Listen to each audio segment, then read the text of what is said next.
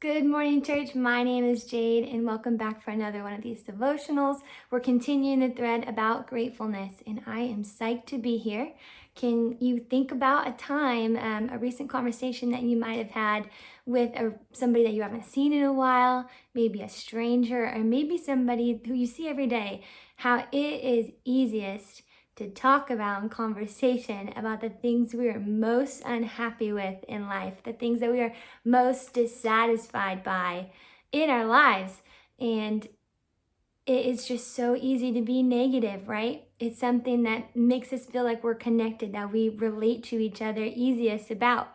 As my mom would say, she would say, misery loves company.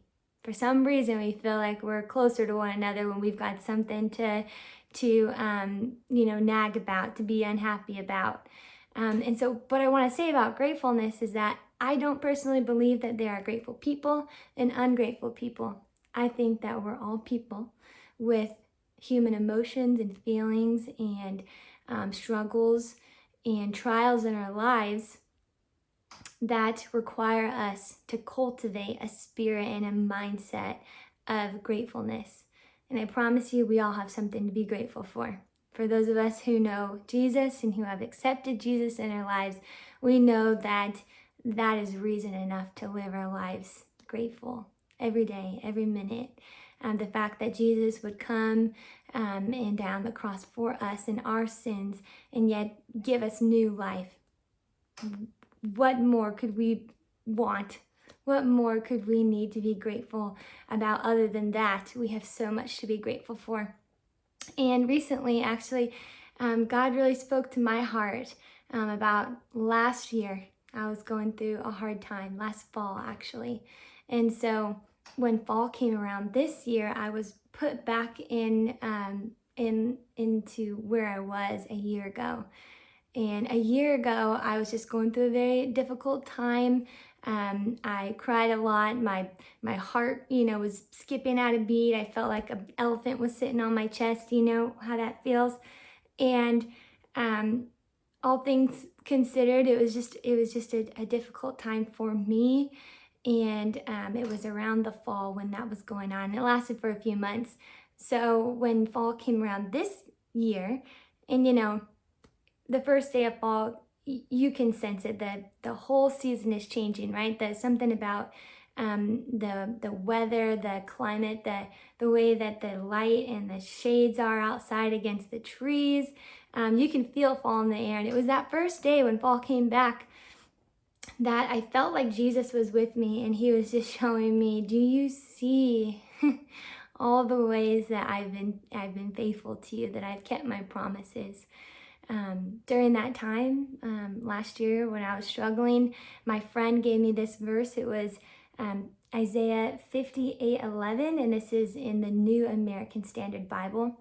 It says, "And the Lord will continually guide you and satisfy your desire in scorched places and give strength to your bones, and you will be like a watered garden and like a spring of water whose waters do not fail."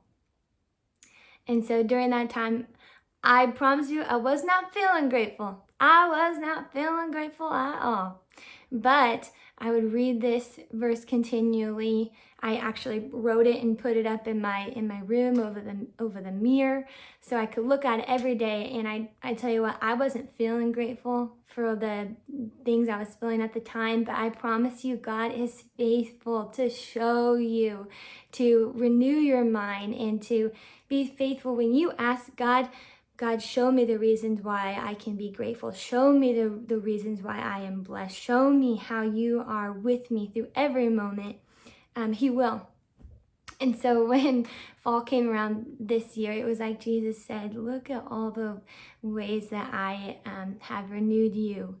And that's exactly what he did, right? It wasn't just the external things. I think the Lord did a lot outside of my life, but more than that, I feel like he really showed me and transformed my heart and my mind to be grateful, to prioritize gratefulness.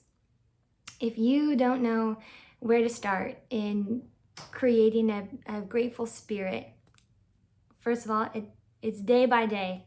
I do not feel grateful every day, but it does take effort. And so for all of us, I did jot down some ways that we can practice gratefulness. We can tell the people around us, hey, I'm trying to be more grateful. I'm trying to fill my spirit with ways of how God has blessed me. And you can get a journal, write down in your journal every day 3 different things that you're grateful for. Maybe set yourself up with questions that lead you to the things that you're grateful for. It can be small, it can be big. Do the simple things like maybe go for a walk. Stop being distracted. Stop letting the noise get in the way. Get off social media for a while. Do the simple things and allow yourself the space to recenter yourself. And lastly, verbally thank God.